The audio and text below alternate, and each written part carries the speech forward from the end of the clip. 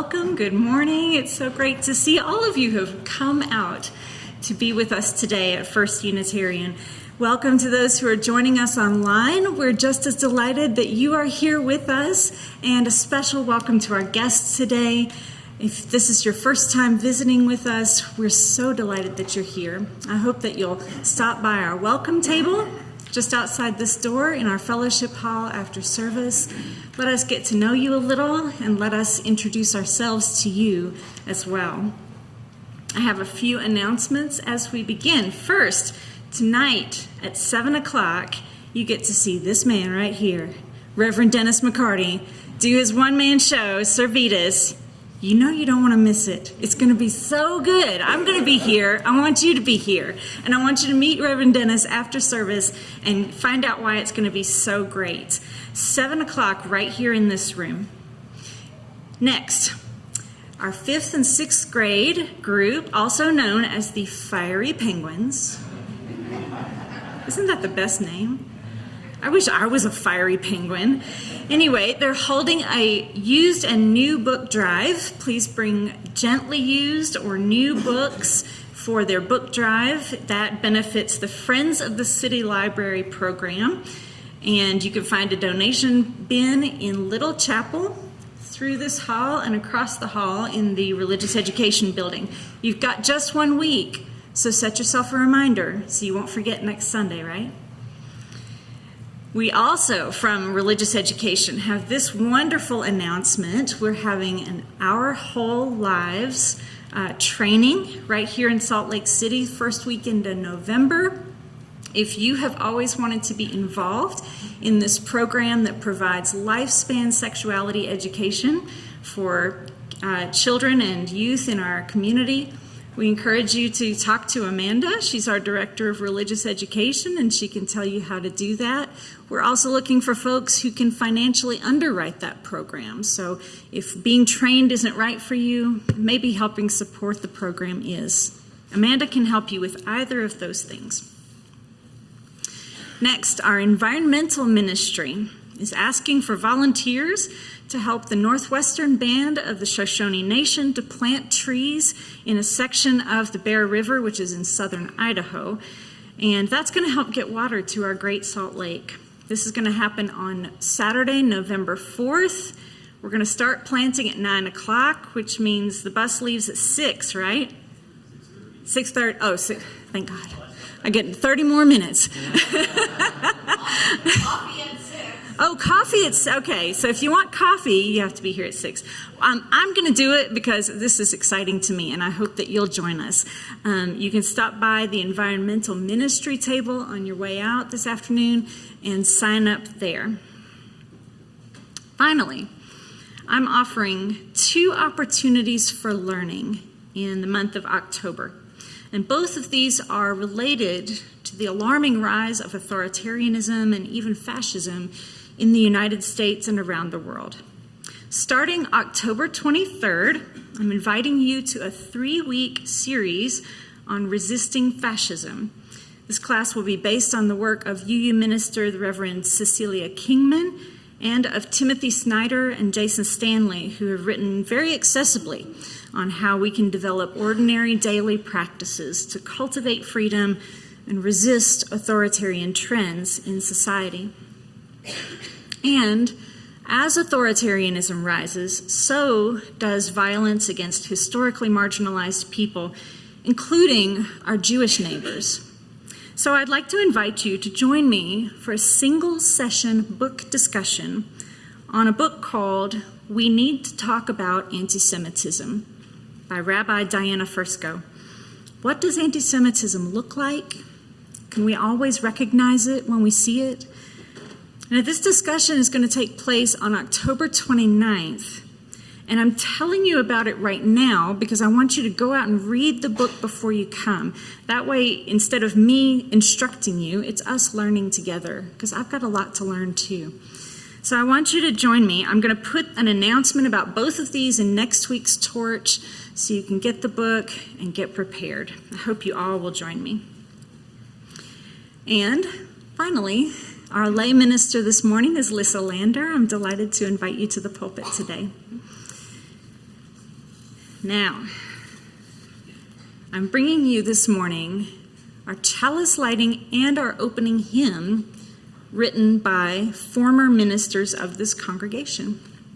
Our chalice lighting words are by the Reverend Mila Tupper Maynard, and they are these.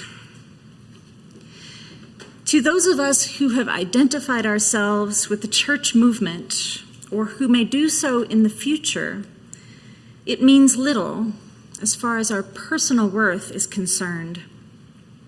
We do not claim to be very wise.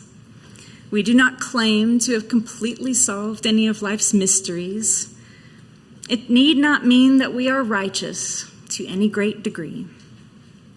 It does not mean that we care for our fellow man as our ideal would have us, but it does mean that we want to know the truth, that we do wish to strive for holiness, that we do want to grow out of our petty selfishness and work with and for others toward a more complete brotherhood on earth.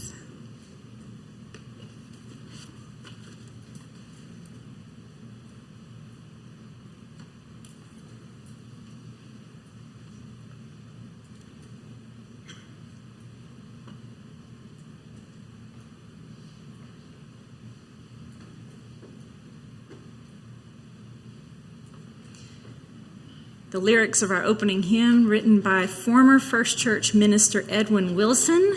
It's number 113. Please rise in body or spirit and sing with me.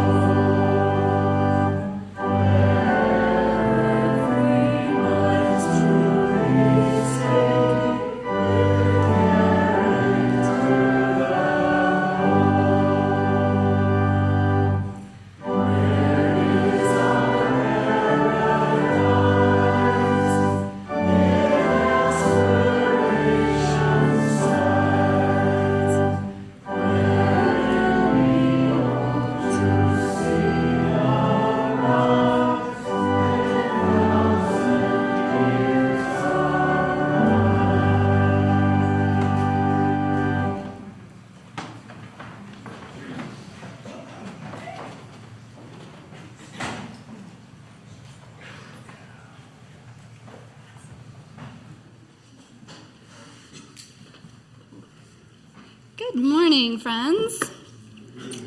I'm Lissa, and I'm so excited to be a lay minister this year. Reverend Jay asked us all to write about fear because October. So a few nights ago, as I lay on my second favorite couch in my house, I realized I could see the moon perfectly framed through the window. I wondered how long I would see her there before her orbit put an unceremonious end to our hangout. when for some reason I closed my right eye and the moon jumped to the left, completely out of view. I was like, man, it's over already. Then I closed my other eye and it jumped to the other side, but not in the same place as it was before. And I found that even if I squished my eyes together and willed them to stop their partnership, I could see 2 moons at once. For several minutes, my eyes winked and my brain worked through the delicate partnership, but still, somewhere between 1 to 2 moons danced to the left and to the right, almost never choosing a spot moored in reality. This boredom-induced moment of nonsense made perfect sense to me, not only because of, eyeball science, but also because I know, perhaps more than most people, that the mind and the body occasionally refuse to agree. The things my mind and body fight about most are these. 1, is this excruciating pain in my entire body real? 2, am I possibly dying and therefore should seek help immediately? Or 3, should I get up and just do that thing that I'm supposed to do right now? So I've been in pain for 34 years because as a kid, I walked in front of a speeding car. If the world of childhood mistakes were always fair, I should have been able to move forward with cool scars, freshly healed bones, and a hard-won understanding of traffic safety. But instead, I also ended up with a crippling degenerative disease called CRPS. It stands for Complex Regional Pain Syndrome, but the name isn't important because no one has ever heard of it before. As a kid, I wished I had a disease with a scary name that people instantly understood, like MS, or a disability they could see, like paralysis. And I know these are really weird things for a kid to wish for because apparently I had never heard of candy or puppies.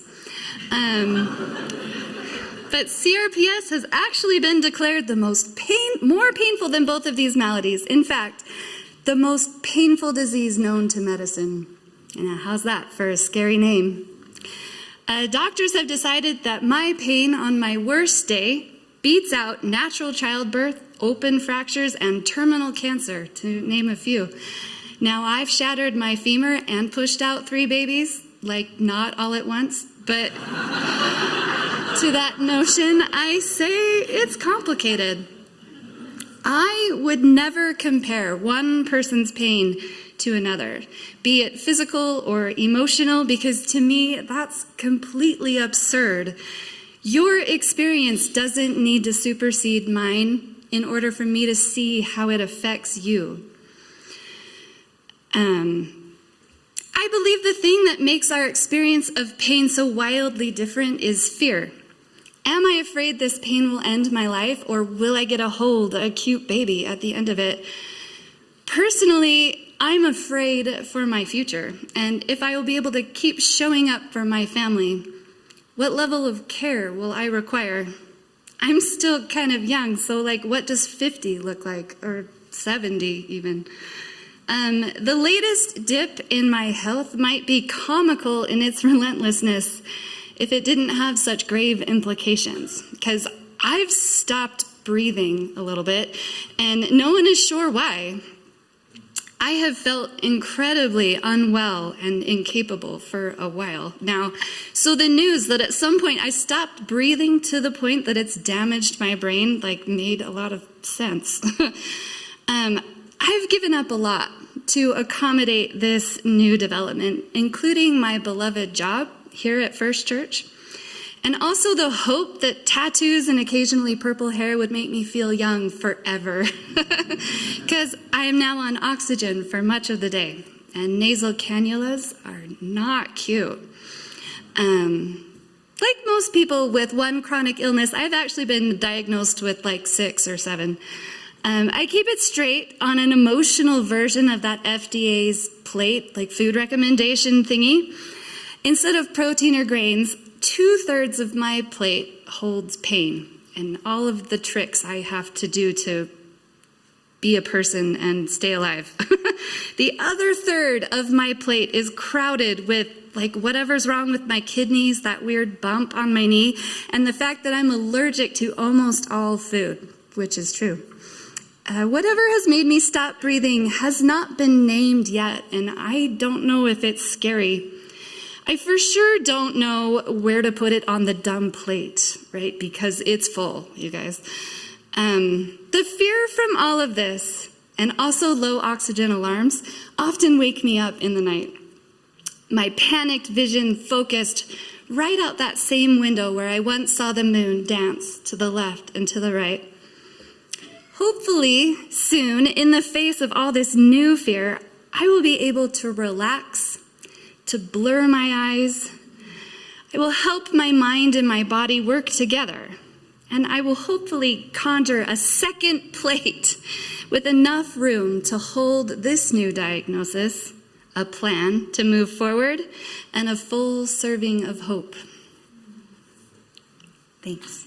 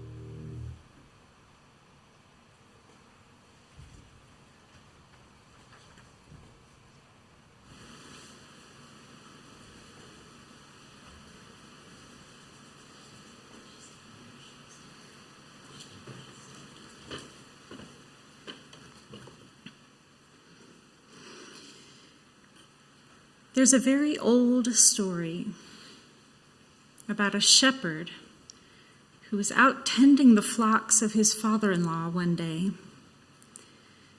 when suddenly he came upon a bush that was on fire. Yet, as hotly as it burned, it was not consumed. The shepherd came closer to investigate, when suddenly he heard a loud voice saying, "Come no closer. Take off your sandals, for the place where you are standing is holy ground."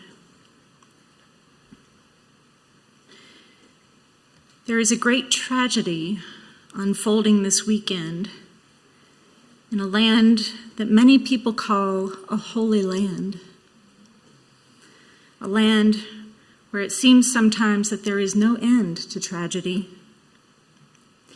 At this hour, Israelis and Palestinians, Muslims, Jews, Christians have died, have been kidnapped, are escaping, are mourning, are terrified. At this hour, our human siblings in that land are in profound pain.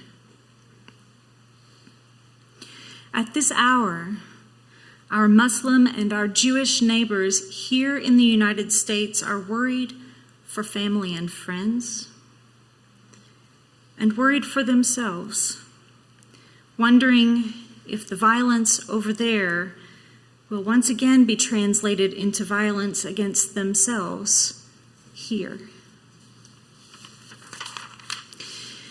At this hour, we watch as that land is ablaze with fire, and the fire has not yet consumed it.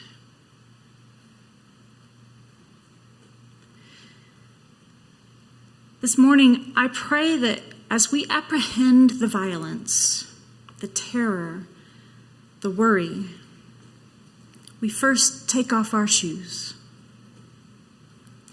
The pain and fear of other human beings is holy ground, and we must not permit ourselves to trample it with our preconceptions, our opinions, our solutions. We leave it all behind, and barefoot we grieve. We pray for peace, peace, peace. We pray that the fighting will cease, that relatives will be restored to families, that the wounded will be healed, that the dead will be remembered on all sides. A voice is calling to us from this and from every burning land. Take off your shoes, grieve, and pray for peace. Amen.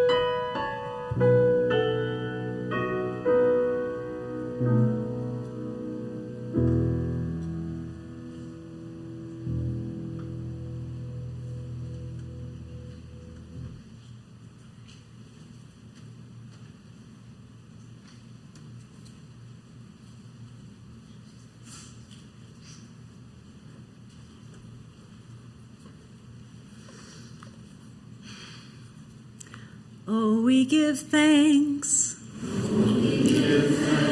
for this precious day, for all gathered here, and those far away, for this time we share, with love and care. Oh, we give thanks, for this precious day. Now is the time that we've reserved for our offertory. You know, yesterday we had a workshop here about preparing for your date with death. It's a fun way to spend a Saturday, right? And one of the things that we talked about was how a place like this can hold both joy and pain at the same time. Sometimes all in the same hour. And that's what it's like today. The second half of our service is going to be a little bit more upbeat than the first half. But it's important that we have these places that can hold it all. And if you are grateful to have a place like that in our community, then I invite you to give generously. Even if all you're giving today is just words of gratitude, we're grateful for that. If you have money to give, we're grateful for that too. You can use the QR code in the seat in front of you, or cash. And at this time, we also invite you to say hello to those around you. I'm so glad you're here today. Thanks for being here.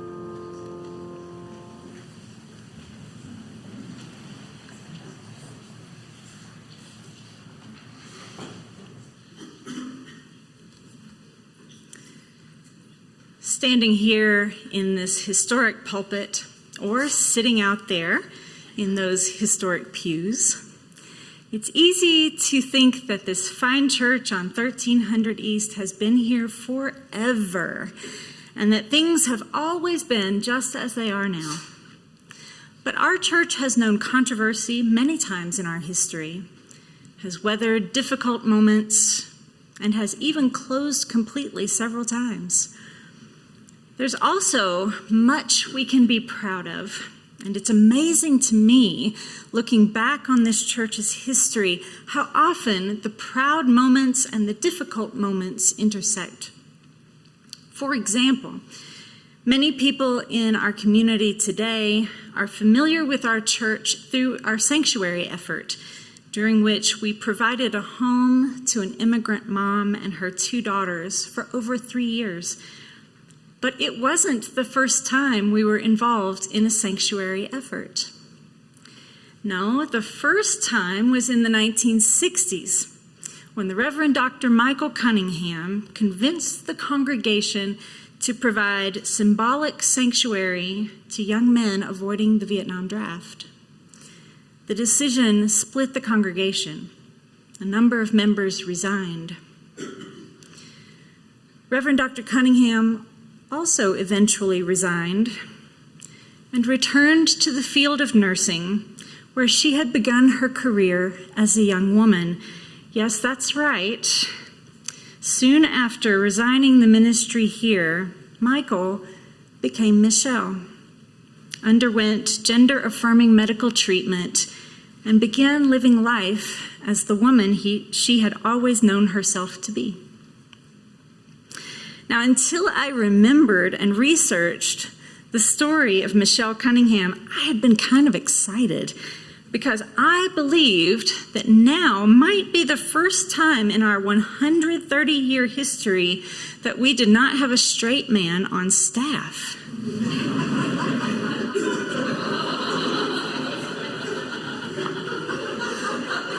Wow. But not to be. Now, I heard from many of you when I first started here that you were excited to have a woman minister. But I've long known that I wasn't the first or even the second, or it turns out the third woman minister of this church. The first woman minister here was Mila Tupper Maynard, way back in the 1890s. Mila was ordained in 1889 and served pulpits in Indiana and Michigan before marrying Reverend Maynard in 1893.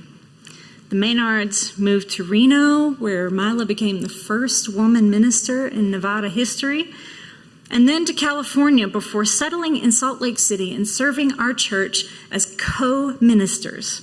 Neither Mila nor Reverend held the senior minister title. They shared their duties equally, preaching on alternate Sundays and teaching classes as a team. But the Maynards were dismissed from the pulpit just 2 years after they arrived, and this happened in a most unusual manner. The board president called a special congregational meeting at which a congregation member moved that the beginning of the church year be moved to that date, the same day, and a new congregational meeting be called on the same day with the intention of vacating all the board members from their offices. So, just recap. The motion was to make the previous church year 1 day in length so that a new board would have to be called for the new year. Sneaky, right? Now, why would they do this? The minutes read that a motion was made, seconded, and carried that the matter of calling ministers for the future would be left to the new Board of Trustees, and that the board was instructed to take care of this as soon as possible. 3 days later, the new board met for the first time, and their only order of business was to terminate the Maynards by year's end and cut their salary. Meanwhile, the American Unitarian Association, who had been subsidizing the finances of the congregation, withdrew their support, leaving the congregation with a significant financial shortfall. The Maynards resigned in September of 1899, and the board president announced, to the shock of the whole city, that church services would be suspended and no new minister would be called. It had seemed that the Maynards had a successful and thriving ministry here. Their membership in those days was about the same as it is today. So what got the board so riled up as to stoop to unsavory methods to dismiss them? Though the church records try to paint this as a matter of declining funds, the Salt Lake Tribune reported the real story. Reverend had been a married man who had an affair with Mila, 12 years his junior, and left his first wife to marry her. Now, this church was pretty progressive to have a woman minister, but too conservative for a divorced minister. And the scandal actually brought the whole church to collapse. There was no minister and no services for a year and a half, and the 20th century dawned on a Salt Lake Valley with no Unitarian church. Now, most of us join faith communities because we want to believe that people can be better than we often experience them in daily life. We have to deal with our families, our coworkers, our neighbors who vex us with their all too human qualities. We experience rudeness, ignorance, indifference from strangers. We find ourselves repeating patterns of behavior that we seem powerless to escape, asking ourselves, why did I do that again? And wondering the same thing about these people around us. We say we want to be non-judgmental, yet we spend most of every day judging ourselves and others against an unnamed, and shifting standard. We have higher expectations when we come to church. At least here there actually is supposed to be a standard. And when we first become members, there's often a profound feeling that we have finally found our people. So when, inevitably, we discover that the people in the pew beside us or in the pulpit in front of us are also infuriatingly just people, just more people, the disappointment is, well, you know. Imagine the pride of being a progressive church in downtown Salt Lake City in the 1890s, having a woman minister. How liberating it must have felt. And to have a husband and wife team with the wife holding just as much authority to teach and preach as her spouse. And then to discover their big secret, they were living in sin. Imagine being at that meeting where a church member declares the church year to be one day long so they can get rid of the board and the ministers. Imagine the disillusionment of discovering in this most upsetting way that these people you love are, in fact, just people. Every faith community has stories like this. Some of the stories are written down for our edification, sometimes for our entertainment. Stories of people making mistakes, getting in their feelings, repeating patterns of behavior that sometimes replicate themselves generation after generation. Sometimes the stories are tales of enormous harm done, abuse, exploitation, financial mismanagement, deception. There are stories that no one dares tell, which sadly are the ones most likely to be repeated. Some faith communities, like some families, cannot survive their stories. A church as old as ours, though, always has a larger story to tell. We know that our story will always be at least partially framed in reference to the story of that much larger church downtown, the elephant in the history of every faith community in Utah, perhaps in the whole Mountain West. But even that is not our whole story.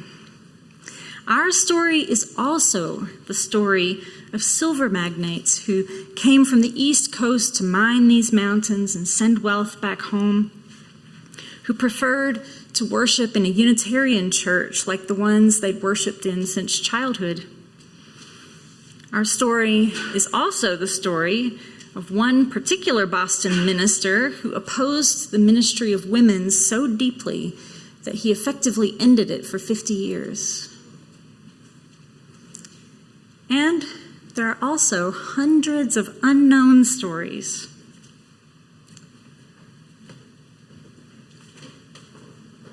Like the ones over here on this plaque. In grateful memory of the men, women, and children whose names are inscribed below, beloved of this congregation, whose loved ones memorialize their spirits through gifts to this church's endowment trust fund. There are a few names here that I recognize. Joan Proctor, Ron Anderson, Susan Browning, Martha Varanth. Yeah. The Greenhales, who I did not know, but of course I know their names. There's a Boy Scout troop. Can you imagine being on a Boy Scout troop that gave money to an endowment of a church? Different time, I guess. And a lot of names that I don't recognize, but as you pass by later on, you might recognize them. You might know them.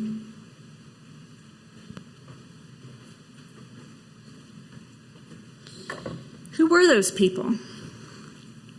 Perhaps all we can know is that they were just people like us, people who did their best but often made mistakes, people who lived in this community and had families, co-workers, neighbors just like us, and who came to this church because they believed that people could be better, that the world could be made better by people who were trying to be better themselves. The church did recover after the Maynards, obviously. In 1901, the American Unitarian Association sent the Reverend Philip Thatcher to Salt Lake City to see if he could rustle up any of those old Unitarians to get the church restarted. Our church history says that he was chosen because he had a persuasive personality and the ability to immediately undertake and complete huge projects. That's pretty good traits for a minister. In February of that year, he preached a sermon entitled "The Demands of the Age on the Church." In this sermon, he asserted that many people use the church like pepper and salt to keep their souls from spoiling until they get to heaven. But interestingly, his sermon made a case for universalism, saying he had studied universalism for 26 years and had found its teachings ennoble the character, comfort sorrows, kill hate with love, and subdue wrong by right. The following week, a meeting was held of over 100 former members of the church to see about getting reestablished, and the vote was unanimous. The church was not finished. It would start again. Now, I wish I could tell you that it was onward and upward from there, but the truth is the church was not without money troubles for the next 70 years. The church somehow scraped by through the Spanish flu, the Depression, 2 world wars, a Cold War, the Vietnam War, and guess what? Another ministerial divorce scandal. Yep. It was often held together only by the support of the Unitarian Women's Alliance. More than once, they could not afford a minister. And more than once, there were so few members that they could not pull together a quorum for board meetings. These days are much brighter for us. We have a healthy endowment fund that provides our church some protection against the slings and arrows of ill fortune.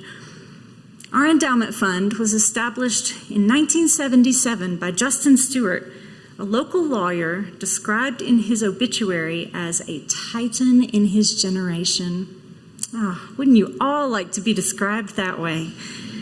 The first contribution was a $20 donation made by Richard Aaron, who is still a member of our congregation today.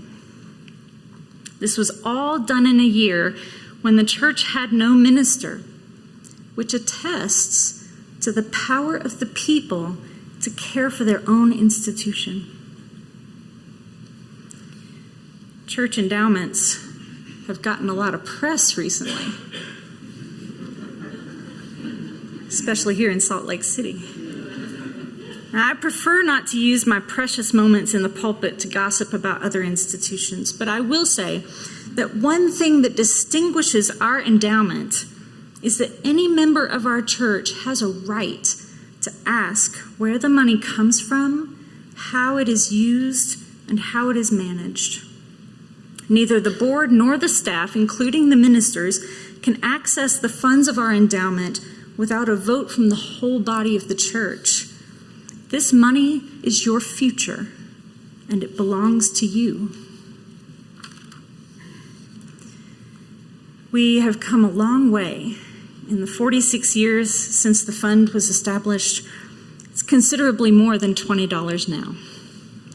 But it's important to say that the people who made those early contributions were not making them for themselves. Many people have donated thus to a church they would never be a part of. They could not have imagined how Unitarian Universalism would change after they were gone.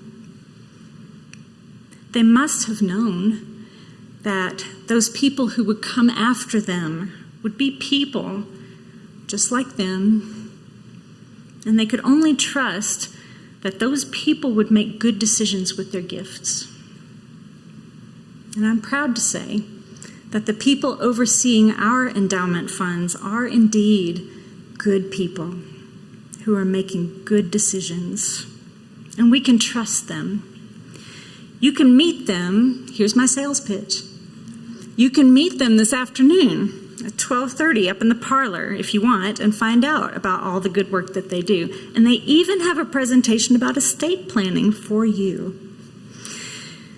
It's also important to say that many people think of endowment giving as something that wealthy people do. That if you're not well endowed yourself, there's no point in thinking about making a planned gift.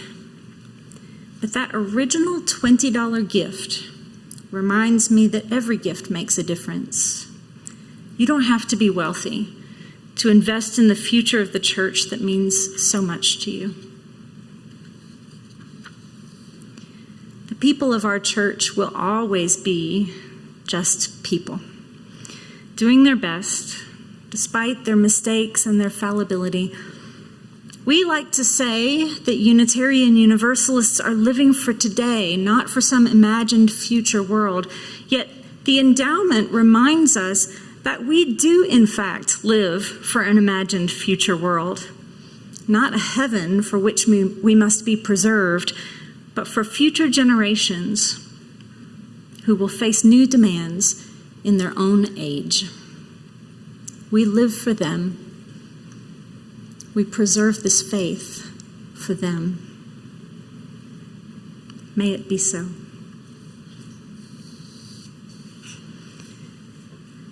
Our closing hymn is number 131. Please rise with me. Let's sing together.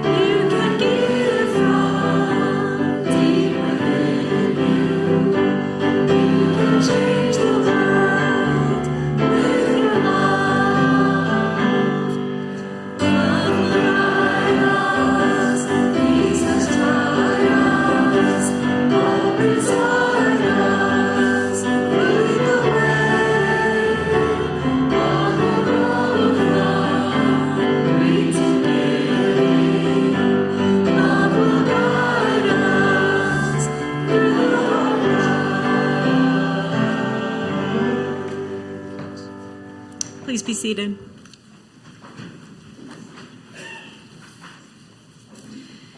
Now listen, I can't let y'all get out of here thinking poorly of the Reverend Mila Tupper Maynard. She was a wild lady, and I love her.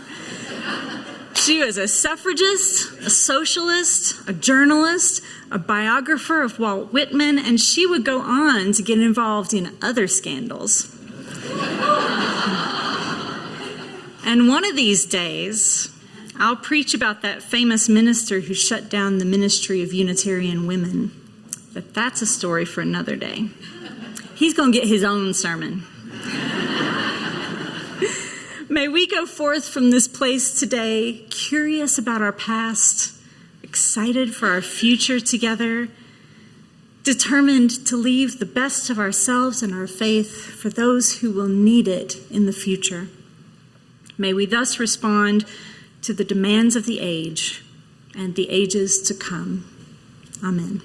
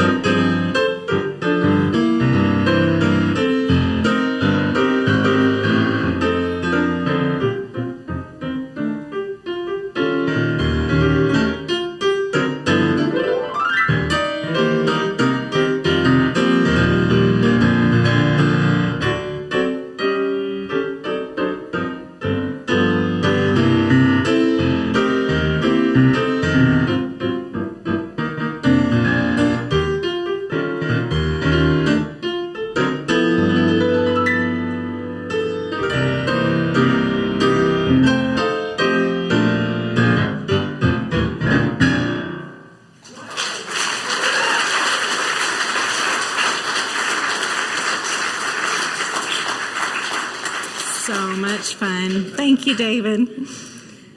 Our endowment team, as I mentioned, has prepared a presentation for you on the subject of estate planning and planned giving, which begins at 12:30 in the parlor. That's right through this door, across the hall, up the stairs. Now, I'm not going to tell you what to do, but this is what I would do. I would go to the I'd have a cup of coffee first, go to the planned giving presentation, go get some brunch, go home, take a nap, and then come back at 7 o'clock for Servitas. That's what I would do, and that's what I hope you will do too.